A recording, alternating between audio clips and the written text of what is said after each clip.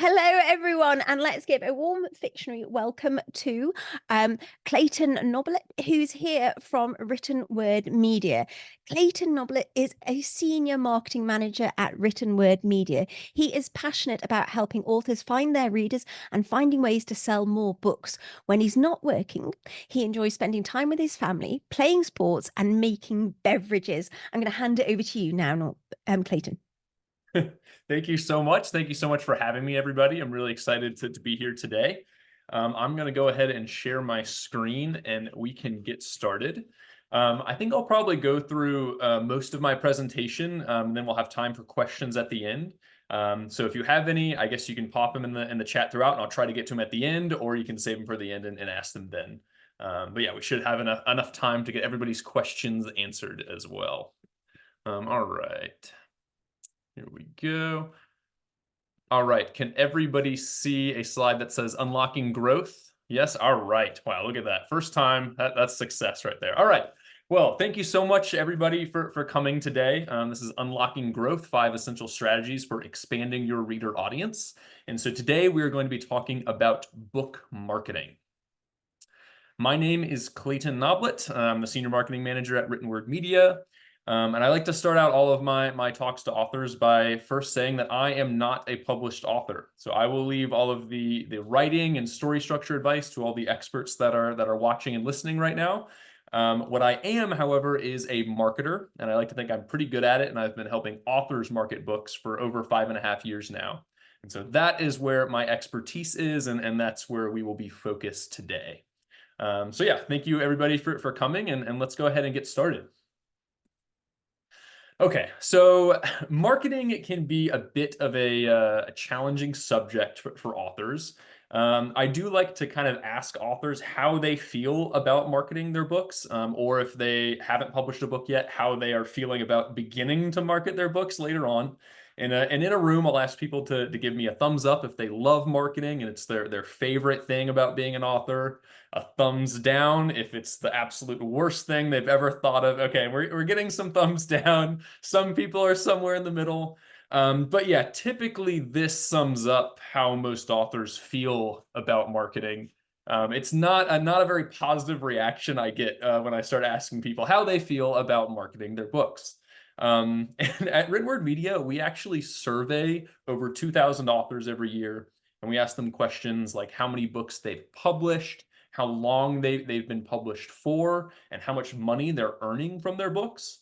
And across every category of author, every measure of success you could have for being an author, more likely than not, authors say that marketing is the hardest part of being an author. So I think it can be helpful to know that if you dread marketing your books and marketing is not a fun thing for you, you're not alone. That's a very common experience. So there's not something wrong with you. This seems to be an almost universal truth across the publishing world. And so just knowing that, I think, can help make marketing a little less painful, knowing that you are not the problem here. And so today we're going to talk about a marketing strategy framework that you can use to help organize your thoughts around marketing and hopefully make this process a little less painful and a little more successful. So that's what we're going to be focused on today. And I also like to say before I dive into marketing lingo and a marketing presentation that there are lots of different measures for success as an author. I tend to speak about success in terms of selling books and generating revenue because I'm focused on marketing books. But these are not the only measures of success when it comes to being an author, right? Getting your story out there is really important. There are all sorts of different motivations for writing a book.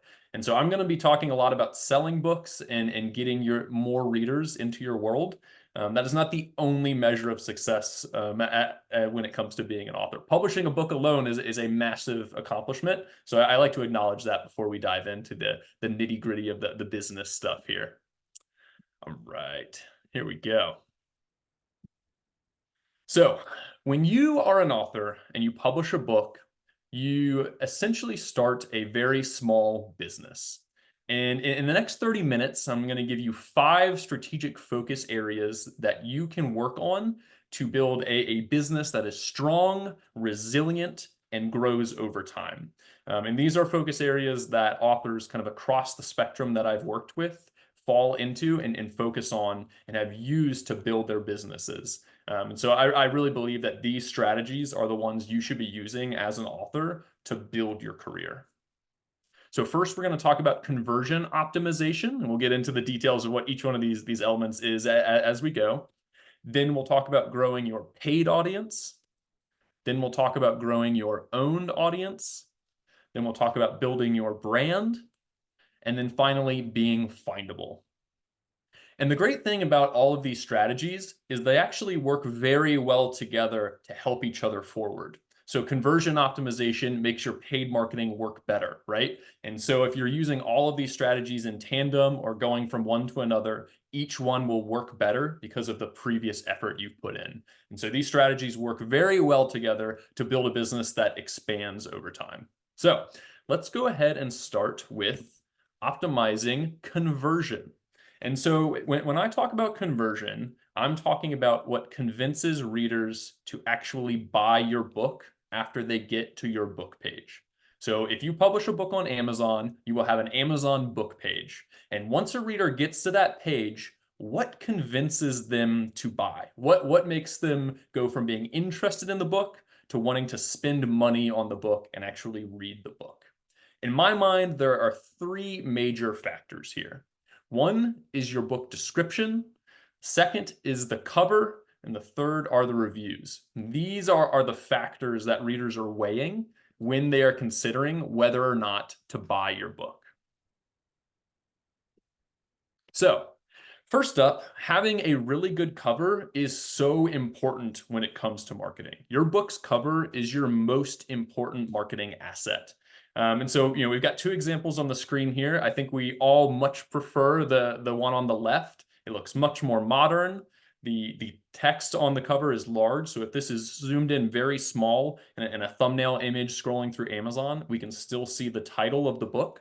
And it looks much more modern. This looks like a cover that we're used to seeing. The cover on the right looks out of date.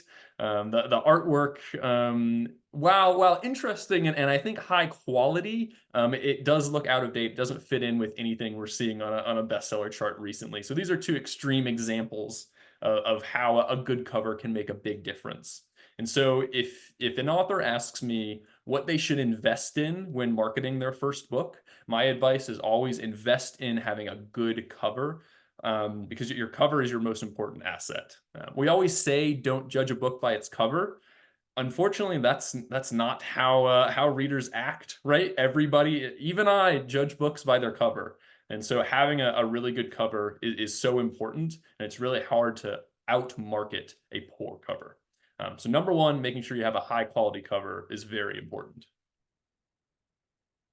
The next factor in conversion is your book's description.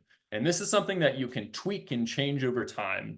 But having a really effective description is going to be really important and is going to help you sell more books and convert readers at a higher rate.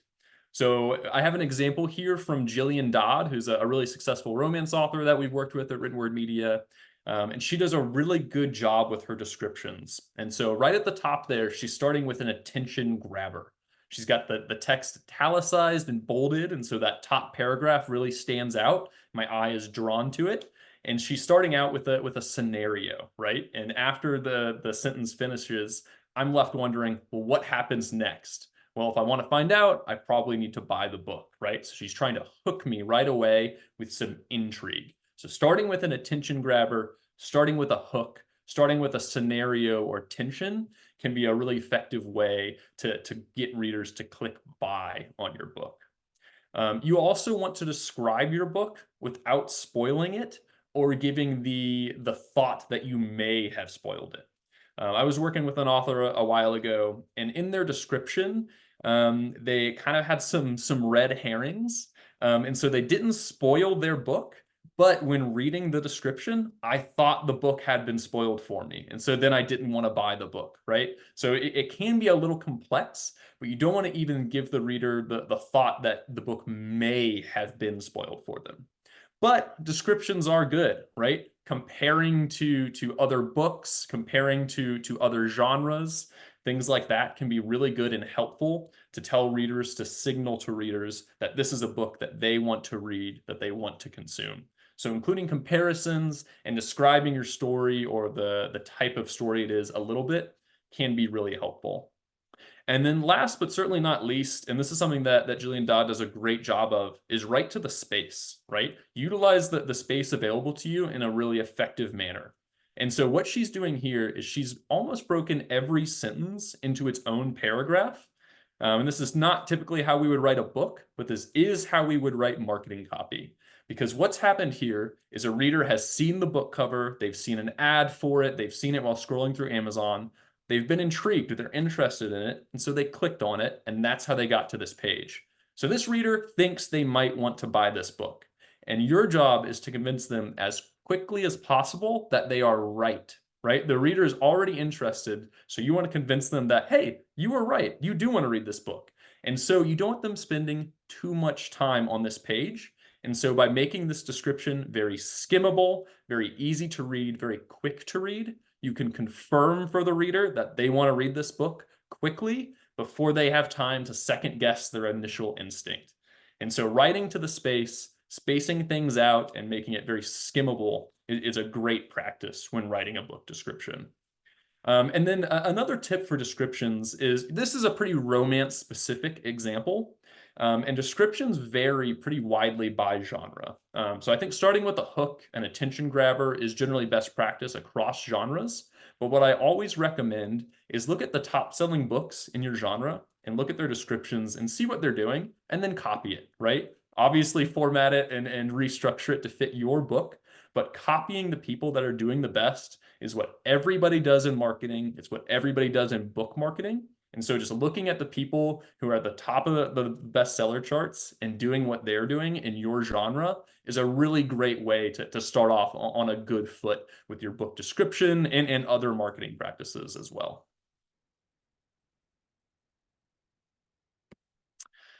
All right, so these are the factors that primarily influence whether or not someone clicks buy on your book and actually converts into a reader of yours. And so how often should you revisit this? So this is one of the strategies that thankfully you can do a round of work here, and then you don't need to do anything else for a while, right? You're not going to get a lot of benefit from changing your description every week, but you should be coming back year after year. This is something that can sometimes happen with authors is they'll publish a book and then they'll start working on their next book. And that first book will kind of fall by the wayside and the author won't update the description or even they'll leave the cover the same for many, many years. And that first book will have a drop off in sales, and that doesn't have to be the case. And so by revisiting your book, updating your comparisons, maybe a new really popular novel has come out that you can compare your book to, updating your description, or if your book has been out for a really long time, even updating your cover can be a great way to get more people to convert with your book. And so I think at least reviewing your book page, reviewing your conversion optimization once a year is a really, really good idea. And making sure that you don't neglect any of your past work, because every book that you publish is a huge asset as an author. And so doing a round of checks every year or so can be really, really helpful. All right, so conversion optimization, as a recap, this is all about making sure you have a great description that convinces the reader quickly that they are right in being interested in your book and they want to buy it. Having a high quality cover.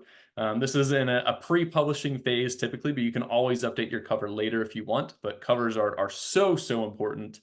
And then last but not least is reviews. And reviews are really tricky because you have a lot less control over reviews than you do your description and your cover, right?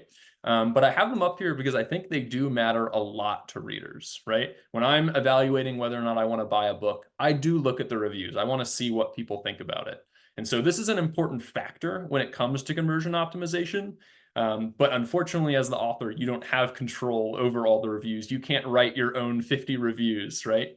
So you don't have control. So I don't have a slide on how to optimize your reviews, but they are an important factor. And so they should be considered when we're thinking about conversion optimization. And so when we're talking about conversion optimization, it's what convinces the reader to buy the book. All right, next up, we have growing your paid audience. And your paid audience is a group of readers that you reach via paying for advertising. So this is when an author runs ads on a platform like Facebook or Instagram, or runs ads on Amazon, or runs ads with a book marketing company like Written Word Media. And I'll get into what Written Word Media does at the end of the presentation, but we do book marketing. And so if you ran a promotion with us, that would be a paid audience activity because you're paying to reach readers, okay? So your paid audience is really important because this is the best way to drive a lot of readers to your work. And so if you are trying to scale an author business and get a lot of attention for your books, the best way to do that is to pay to run ads to get people to your books. And so for authors, the primary ways to do this are one, by running email promos and often pairing that with price promotion. And email promos are what we're primarily known for at Written Word Media. And an email promo is where an author pays us to email links to buy the author's book out to tens or hundreds of thousands of readers who like that author's genre. And so as an author, you're paying a company, and then the company is sending out an email promoting your book to a lot of readers who like your genre. And so that's what an email promo is. And that's really a marketing tactic that's exclusively available to self-published authors, right? Other industries don't have email promos as well established as publishing does. And so email promos are something that you might not learn from a general marketing course, but they're a very popular way for authors to build their audience. Digital ads are another really important thing when it comes to publishing and marketing your book. So your paid audience, you could be running digital ads on Facebook or Amazon, like I mentioned. You could be running digital ads on TikTok or Reddit even. I typically see authors have the most success running digital ads on Facebook and Amazon. Though in the past 3 or 4 months or so, I've been hearing from a lot of authors who have been having challenges running effective ads on Amazon. So there may be some sort of algorithm issue there. So right now, if an author had to pick between running an ad on Facebook or on Amazon, I would recommend starting with Facebook. But of course, this can vary pretty wildly individual to individual. And then the final point here is promo stacking. And promo stacking is a really great tactic that indie authors came up with, I think probably since the early days of Kindle and marketing books. But it's a really cool thing, right? And so we'll get into promo stacking and how indie authors themselves developed this strategy in just a second. Here are some examples of the sort of ad you could run to promote your book. On the left-hand side there, we have some ads for books that we run for authors on Written Word Media. And so we're calling out the cost of the book in a lot of the ads, letting the readers know that it's a relatively inexpensive book if they want to buy the ebook version. We're highlighting the cover of the book. And so in the ad image, you can see that clearly this is a book. Sometimes I see authors running ads where it's not clear the ad is for a book. And so I find having the book in the cover prominently highlighted in the ad is a great way to make it clear to readers this is a book. And so they're not surprised when they click the ad and they're taken to a page on Amazon or wherever else your book is published. And on the right-hand side is an example of one of our email newsletters called Freebooksy, which authors can pay to be placed in, and then we email their books out to hundreds of thousands of readers. And so that's an example of what an email promo would look like to a reader. All right, so promo stacking. Promo stacking, as I mentioned, is a strategy that indie authors came up with after they started to realize how the Amazon algorithm and other retailer algorithms work. And so this is a really smart thing that authors came up with. And the beauty of promo stacking is by running a promo stack, you can make 1 + 1 = 3. And here's how. So if you run 2 email promos, let's say you run 2 email promos with Written Word Media, right? So you run one in January and one in March. And let's say you get 20 sales from each email promo, right? So you get 40 sales total. That's great. We love it. Okay. But if you ran both of those email promos within 1 to 2 days of each other, then you would get the 20 sales from each email promo. So that's 40 total. But you would also see a larger rank increase on retailers like Amazon because of all this activity on your book in a short period of time. So then, as your Amazon rank increases, more readers see your book on Amazon and more people will buy your book. So you might get an additional 5 or 10 sales on top of that. And so by stacking your marketing in a short period of time, typically a 3 to 5 day span, you can drive even more exposure than all the individual marketing actions would on their own. And so this is a way that indie authors kind of game the Amazon algorithm to work better for them. And so you'll see a lot of authors running an ad campaign, 2 or 3 email promos, and then posting about their book on social media for a very short period of time. Then they'll take a break and then they'll come back to it in a few months or so and do the same thing. And so by condensing your marketing into this short period of time, you get more benefit from all your effort. The one drawback of promo stacking is that it can be a little logistically challenging. And so if you've ever stacked promos, you might be familiar with this sort of chaos on your screen. We've got calendars, schedules. You're trying to line up when your book needs to be a certain price. Some email promo companies won't tell you the day that the email promo will run until about a week before. And so it can be very hard to know when your promo is actually going to run. And so this is a big challenge for authors. And we had a lot of authors coming to us and saying, hey, we love your promos, but when I try to run a promo stack with you and other companies, I'm ending up spending 4 hours across the course of 2 weeks or so to get this all organized. And I hate marketing, and this is a logistical nightmare on top of that. And so what we did at Written Word Media last year is we partnered with other promo companies and made ready-made promo stacks. And so now at writtenwordmedia.com, you can go and you can schedule an entire promo stack in the time it used to take to schedule just one promo. And so this has been a really exciting thing. We're getting really great feedback on it from authors. And the promos are all priced the same. If you schedule them individually, this just saves you a lot of time. And so that's been a really big win for us at Written Word Media. And for our authors as well. And so these are 2 examples of our promo stacks. And then we also have individual promos that are much less expensive than this. So we like to think we have something for everybody. And then, of course, if we have questions about Written Word Media, I can get into that more at the end. But promo stacking is a primary way that authors grow their own audience. All right, so your paid audience, to recap, these are readers you pay to reach. So this is by running ads on different platforms, running email promotions with companies like Written Word Media. BookBub is another email promotion company. They can be a little bit harder to get to, and I guess technically we are their competitor, but they are one of the bigger email promo companies as well. So I'll give them a shout out too. And then promo stacking your promotions together in a short period of time. Is a tried and true method to get maximum exposure for your books. And so you're growing your paid audience is a great strategy for indie authors. All right, your owned audience. So we just talked about your paid audience, and those are readers you pay to bring into your world. Your owned audience are people you can reach for free, people you have reliable contact with. And for authors, this really boils down to your email list. And so if you're thinking about publishing a book or have a published book and you're looking to grow your author business, I would really recommend you have an email list. And here's why. Your paid audience is really valuable, right? Paying to reach readers is a great way to sell more books and get a lot of attention, but it's unreliable and it's expensive, right? In order to have a paid audience, you have to pay to reach people, right? Not everybody has unlimited marketing budget, especially when you're first starting out.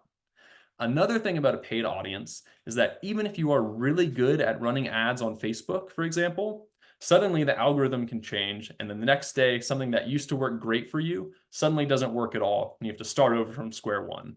As someone who runs a lot of ads on Facebook, this is something that does happen, and you have to start over, and it's very frustrating, and the thing you were relying on can suddenly go away through no fault of your own. And so your owned audience, your email list, is so much more reliable than any of these paid audiences, and it's a lot less expensive to reach. And so by building an email list, you can have better contact with your readers, have more reliable contact with them. So, in order to have an owned audience, for other businesses, we might collect data like phone numbers and physical addresses. But for authors, like I said, it's really just an email address. That's all you need to contact your readers effectively. And so, in order to have an owned audience, you need to have an author website.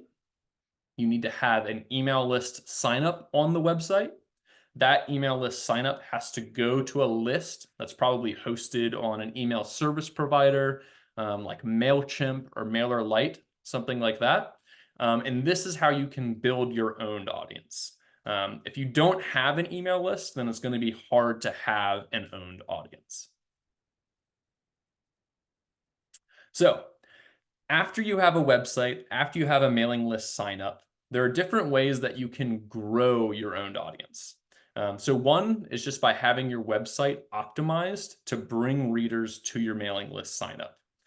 So if you have an author website, I would recommend making it very prominent and very easy for readers to join your mailing list. So having a clear call to action, maybe in the top right of the navigation bar on the website that says, hey, join my free newsletter, something like that to make it very easy for readers to join your mailing list.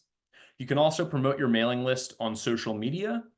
So if you have a Facebook page or an Instagram page for your author or your books, you can ask your followers to join your mailing list because people on your mailing list are more valuable than the people who follow you on social media because you can contact them much more reliably and much more directly. And so you can post and ask people who are already interested in you to join your mailing list. You can also use tools like subscriber surge giveaways. This is a product we have at Written Word Media where you can enter your book into a giveaway. And then at the end of the giveaway, we send you a file of all the readers who signed up for a chance to win your book. And then you can add those readers to your email list. So this is a great way to add a couple hundred readers to your email list. And so there are other products like that out there.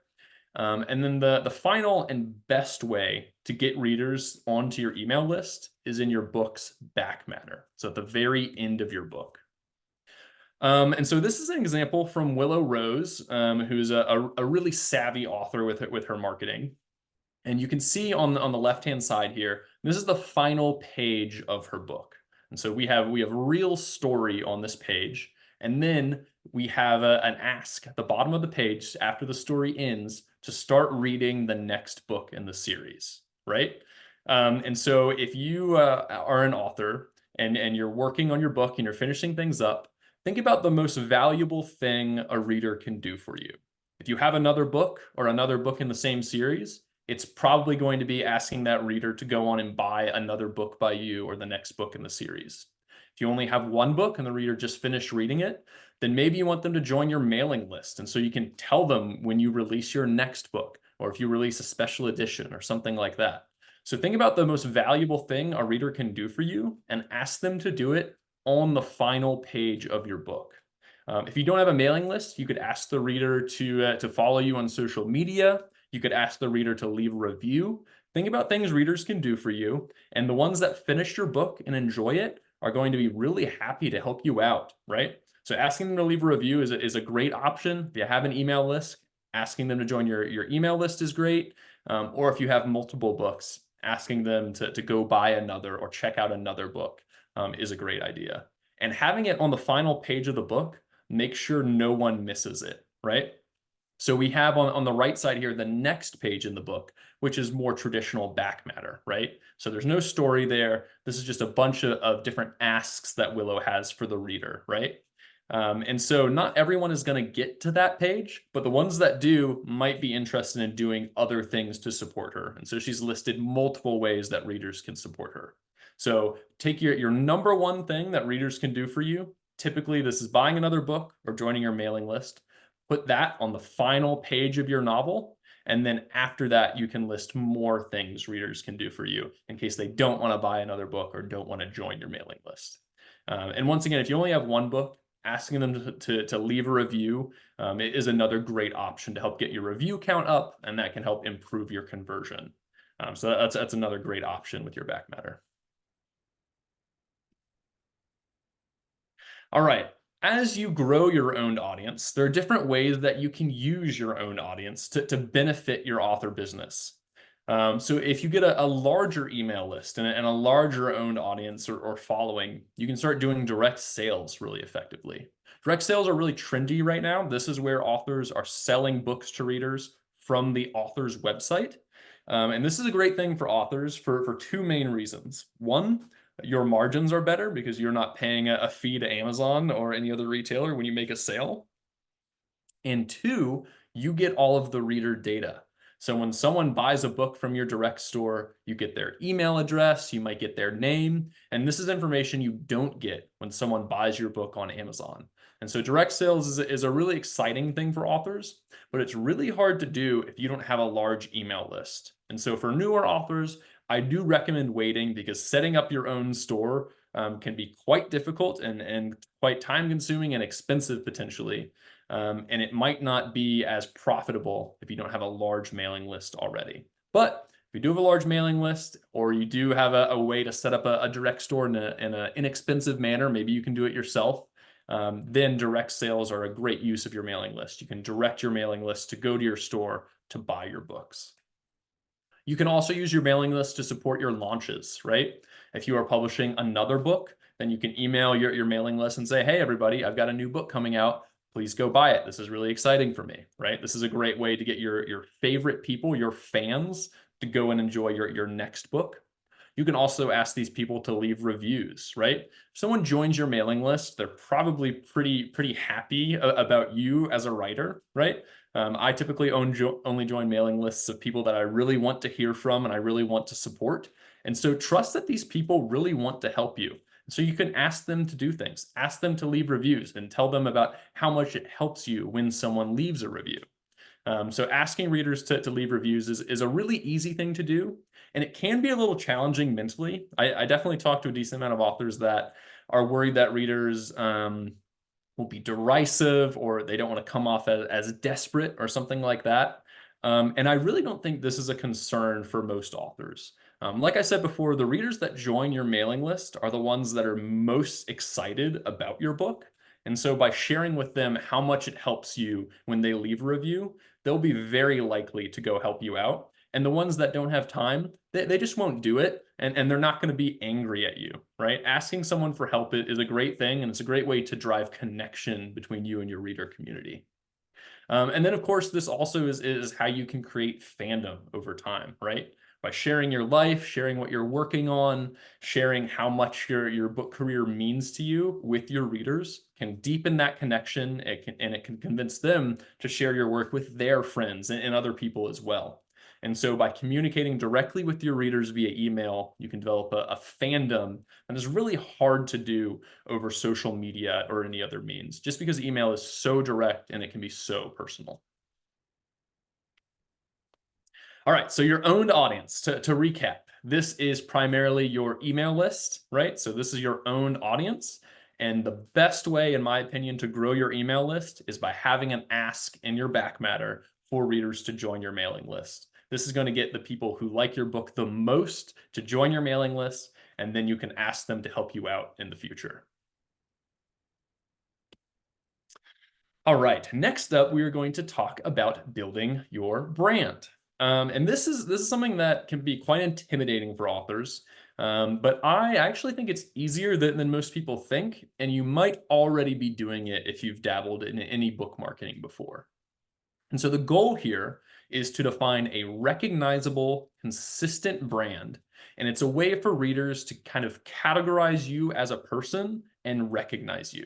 It's developing kind of a mental shorthand between you and your readers. So the way to think about a brand is taking a one-to-one connection and making it a one-to-many connection.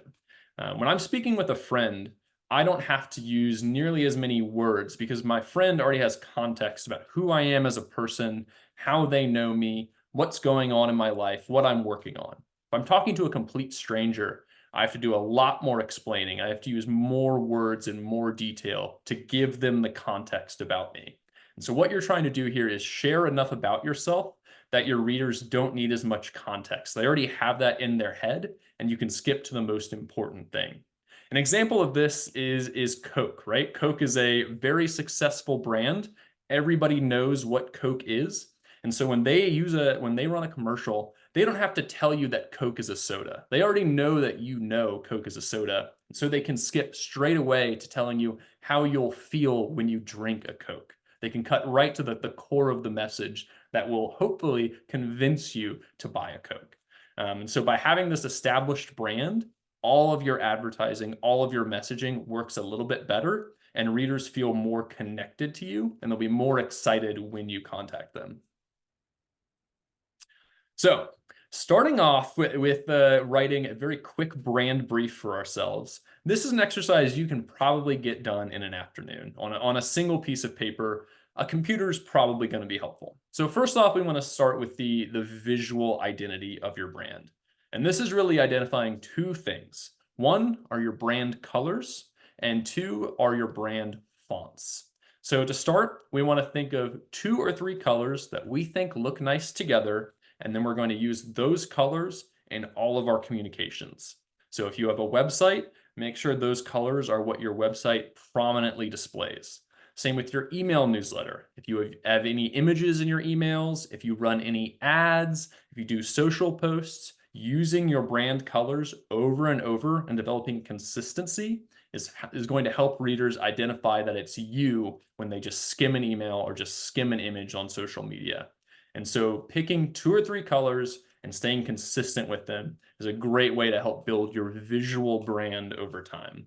If you switch your colors constantly and readers will stop, they won't be able to recognize your brand without really reading the message. And so on social media, if you stay consistent and use the same colors over and over, readers will recognize that it's you, and then they can skip ahead to the most important thing instead of wondering, who is this? How do I know them? And so consistency is really helpful here. Fonts are another great thing to consider for a brand.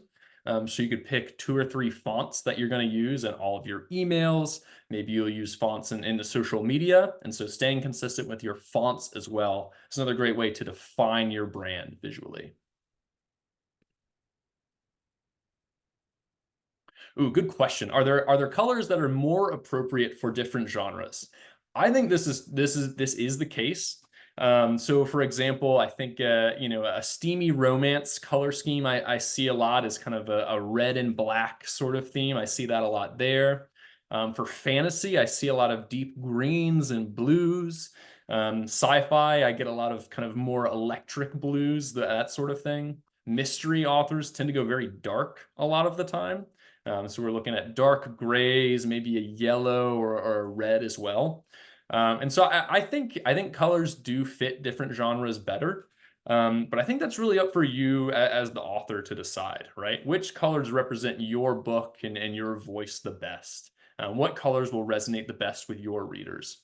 So I do think genre plays a role here, but I don't think it's the be all end all. And another thing you can do when you're considering your genre and your brand colors is, once again, look at the authors who are best selling in your genre and look at their websites, look at their social media. Do they have a consistent brand? What colors are they using? How does that inspire you, right? And so you can look at people that have already done this and steal from them and save a lot of work. And that is how digital marketing works a lot of the time. So don't be ashamed of it.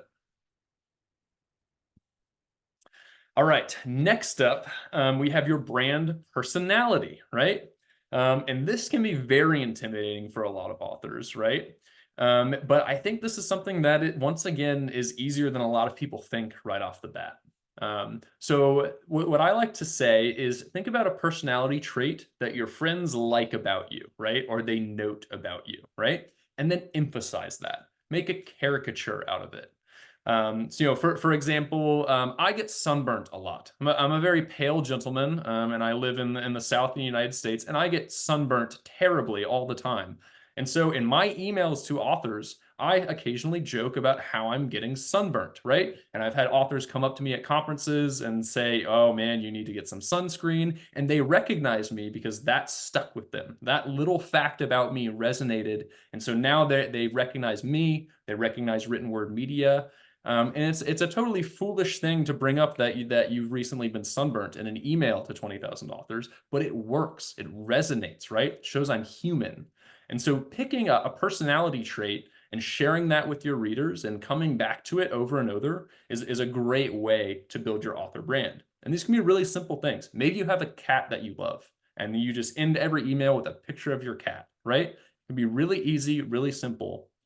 But your interests, the readers like to know about them, right? They don't have to share your interests, but they're interested in you and they like to know what you like and what you're interested in. So sharing more of yourself with your readers is a great way to build your brand and deepen that connection with them. This also comes in with tone, right? Maybe you're a little bit sarcastic, right? Maybe your friends make fun of you for being too sarcastic. Well, maybe your email should be a little sarcastic to readers, right? Maybe that's a personality trait you can pull out and share with your audience. And so picking one or two things that you can do to emphasize an aspect of your personality is a great way to have readers identify you as a person and categorize you in their brain and really stick with you. All right, so to recap your brand, first we have the visual identity. This is choosing your colors and your fonts. Next up, we have your personality or kind of your personal brand. And these are personality traits or other interesting facts about you that you can share, and traits that you have that you can call out to readers and help them understand who you are as a person. And your brand develops a mental shorthand for your readers, and so they can quickly recognize who's talking to them and how they should process the information. And the great thing about your brand is right away you're not going to see massive benefit from staying consistent in your brand. This isn't one quick trick to sell 100 books overnight, but years into this process, readers really start to identify with your brand, and your brand helps all of the other strategies we're talking about work better. And so it's an easy thing to start doing and stick with, and it'll save you some time choosing all these different colors if you just choose your colors right away at the start of your author career. So building your brand is a great investment for authors. All right, last but certainly not least, we're gonna leave with the kind of the easiest action item here, and that is being findable. And your brand plays into being findable. But essentially what I'm talking about here is making things very easy for readers. Digital marketing and marketing online is all about making things easy. Adding an extra click to someone's path to purchase a product can lead to drastic decreases in their likelihood of buying something. Another tab having to scroll. All these very small actions can have a really large impact on how many people do the thing you want to do. And so by being findable and making things very easy for readers, you can increase your following on social media and in your own audience. So, my guide to being findable. In my mind, every author has to have three main social media or social profiles online. One, I think every author needs to have a Facebook page. This is just such a common way for readers to seek out authors. Having a Facebook page also enables you to run ads on Facebook if you're ever interested in doing that. And so I think creating a Facebook page is a great investment for authors because so many people come to Facebook to look up an author. Instagram, very similar. I think Instagram, it really depends on your genre. If Facebook or Instagram is going to be where most of your audience is. I find that a lot of younger audiences or more romance-focused audiences tend to be larger on Instagram, whereas Facebook tends to be larger for literary fiction, or maybe I think some fantasy authors have a lot of success on Facebook too. But I guess it really boils down to your individual audience. But I think having a Facebook page and an Instagram page are really important for an author. I also think you need to have retailer pages. And so your author page on Amazon. When you publish a book on Amazon, you have your book page that we talked about optimizing earlier, but you also have your author page. And your author page is what the reader gets to when they click on your author name. And there they'll have a bio and list any other books you have available. And so having an author page that has a bio on the different retailers that your book is published on is a really important thing. Because if a reader is clicking on your author page on Amazon, they want to learn more about you, right? They're curious. That's the only reason they would click that button. And so having a bio that helps you connect with readers, that shares your brand, that maybe tells them that they can follow you on Facebook or they can go to your website and join your mailing list, these are great things. You can also create other social media profiles. So if you love posting on TikTok, and TikTok is a place that you enjoy being, I think creating a TikTok account is great. I don't think it's absolutely necessary. Same thing with Twitter, same thing with Threads, all these other social media networks. If you like the network and you already enjoy interacting on it, then I think you should make an account for your author career. But if you don't enjoy, then I don't think you need to have one. But I recommend, if you're looking to grow your reader audience, having a Facebook page, having an Instagram page, and then making sure that your author pages on retailers are all up and have a good description and a good profile photo. All right. So once you have the profiles that you want, it's time to make sure that they are all uniform and very easy for readers to get between, right? So if you're comfortable putting a real photo of yourself on your social media, I really recommend having a real photo. I think readers want to connect with a real person. They're really excited that this book that they're reading or considering reading is written by a real human. I think with the rise of AI, we're going to crave even more personal connection than we have in the past. And so having a real photo of yourself, if you're comfortable, I think does have a real benefit. But of course, if you're not comfortable having a real photo of yourself, that's okay. What I would say is just make sure that you're using the same profile photo across all of your profiles. So you have the same profile photo on Facebook, the same profile photo on Instagram, and the same profile photo on your Amazon author page, on your Apple author page. And what this is going to do is going to make it very easy for readers to find you on the social network that they want to follow you on.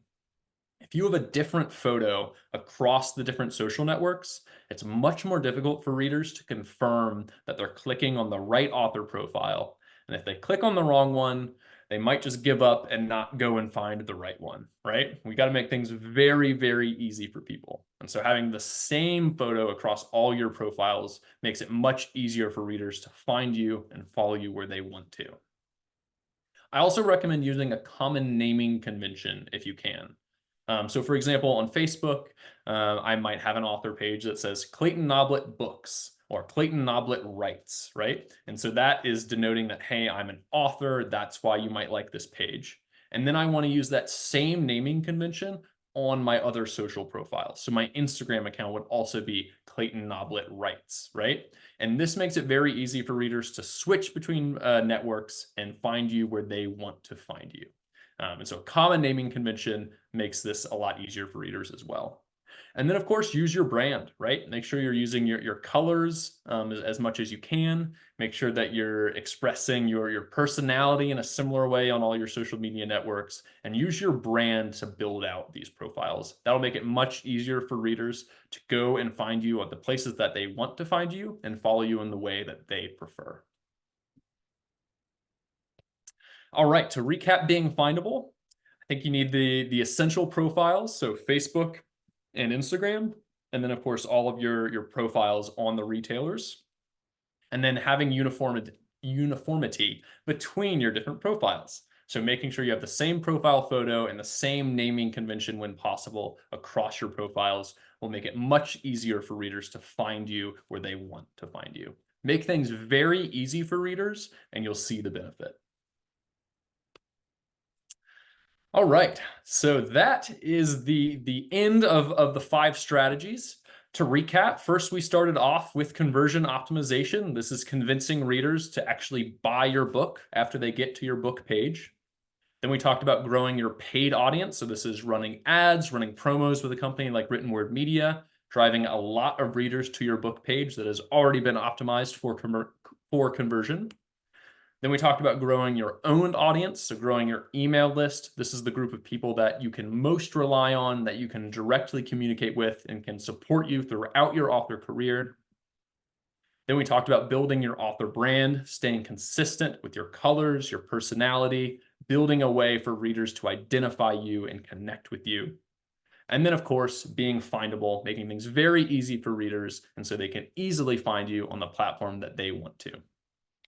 And that is the book marketing flywheel. Thank you so much, everybody.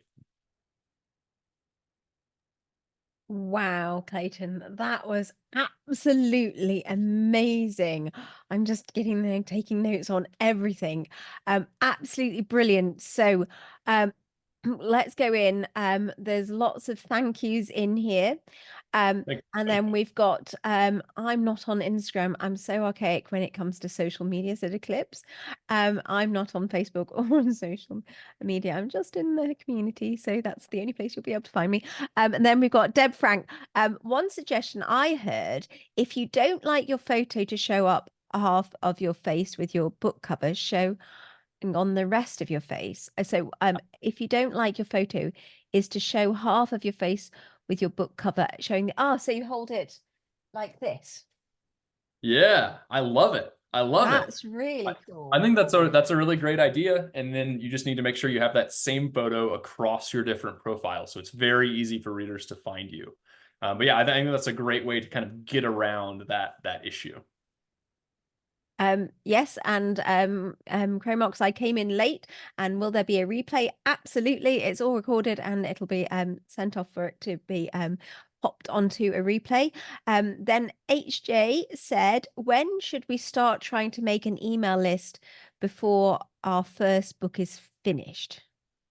Yeah, so I think that's a really good question. I think it comes down to a few things. One is how savvy you are with technology. Does making an email list excite you? If so, then I think you can start making one as soon as you want. But another thing with books and building your email list is you probably won't get a lot of attention to your email list until you publish a book, right? And so I don't think you need to have an email list before you publish, but having one ready to go when you do publish your book is a good thing, because then from day one, you can capture those people who really want to be on your email list. As soon as they finish reading your book and see the call to action in the back matter, they'll be able to join it. And then those are your day one fans, and you'll be able to rely on them throughout your career. So I do recommend having an email list when you first publish. It's not the end of the world if you don't, because typically it grows slowly, but starting early does help because it is slow growth, and the earlier you start, the better it will turn out. Okay. And as you were chatting, Clayton, there, I was taking a peek at the Written Word Media website and looking at the promo stacks that you suggested. They're amazing, and I really suggest that everyone goes in and has a look at them because they're marvelous. So we've got lots of people saying how this was great with capital letters and exclamation marks. Mark said, great outline for book marketing. So we've got a question here from Mark D. Does the use of the strategy presuppose self-publishing? Good question. So typically, it depends on your model with your publisher. So I think you can use this strategy if you are in control of marketing your books, right? And if you are in charge of marketing your books. I think this works well for anybody who is responsible for driving their own book sales. Typically, I work with self-published authors, and so that's kind of most of my language.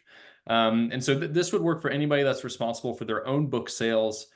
Some authors with traditional publishers are not responsible for their own book sales and actually have very limited control over the things that they can do, like updating their book description or changing their book's price. And so in that case, some of these, and particularly the paid audience, could be really challenging for you. But I still think building your brand, growing your owned audience, being findable, all of those things apply kind of regardless of your publishing model. Absolutely fabulous answer. Thank you, Clayton. And that was an amazing session. So thank you so much for coming in, and we'll be speaking soon. Brilliant. Okay. Thank you, everyone, and we'll see you all very, very soon.